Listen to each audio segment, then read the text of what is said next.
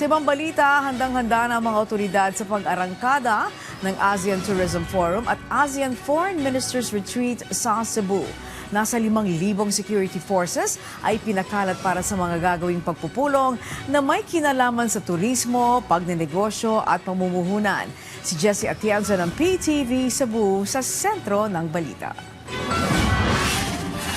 Binasbasan at binigyan ng final briefing ng mga otoridad ang nasa 5,000 mga security personnel na nagtipon-tipon sa Cebu South Road Properties para sa opisyal na send-off ceremony na binubuo ng mga personnel mula sa iba't ibang uniformed agencies, law enforcement agencies at maging ng mga force multiplier para magpatupad ng mahigpit na seguridad sa pagdaraos ng ASEAN Tourism Forum at ng ASEAN Foreign Ministers Retreat sa Cebu.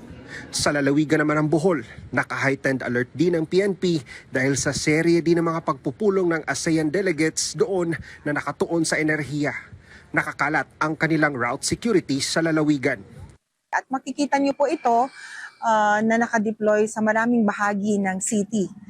Ito po ay part ng security measure natin as we host the ASEAN Forum 2026 here in the province of Bohol, na patuloy po natin itong ginagawa halos gabi-gabi to make sure that the traffic flow will be easier for everyone, hindi lang po para sa ating mga delegates, kundi para din po sa lahat ng ating mga kababayan dito sa province ng Bohol. Sa loob ng 5 araw, gaganapin ang serye ng mga ministerial meetings, business at investment forums at maging mga aktibidad na nagpapakita ng turismo at kultura ng Cebu at ng Pilipinas. At dahil sa daang-daang delegadong dadalo sa mga pagpupulong at mga aktibidad, inaasahan ang pagtaas ng occupancy ng mga hotel at patok din ang mga lokal na mga produkto at mga serbisyo para sa mga banyagang bisita.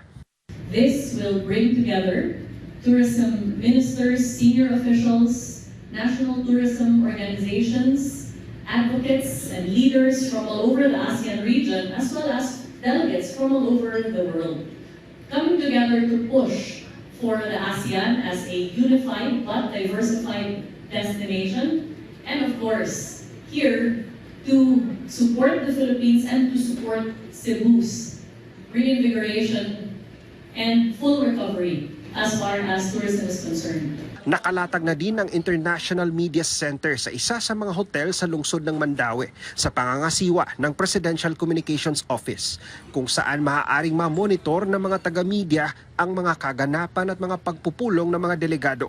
Lahat ng mga magkukover ay pawang accredited at isinailalim sa screening. Sa pag-host ng Pilipinas ngayong taon ng ASEAN Summit, magiging sentro din ito ang lalawigan ng Cebu na may kaakibat na responsibilidad at magandang oportunidad dahil sa pagtitipon dito ng mga leader at mga tourism officials mula sa 11 bansa na mga miyembro ng Association of Southeast Asian Nations upang talakayin ang mga mahalagang paksa patungkol sa politika, ekonomiya at maging ang seguridad sa rehiyon. Mula sa PTV Cebu, Jessie Atienza para sa Pambansang TV sa Bagong Pilipinas.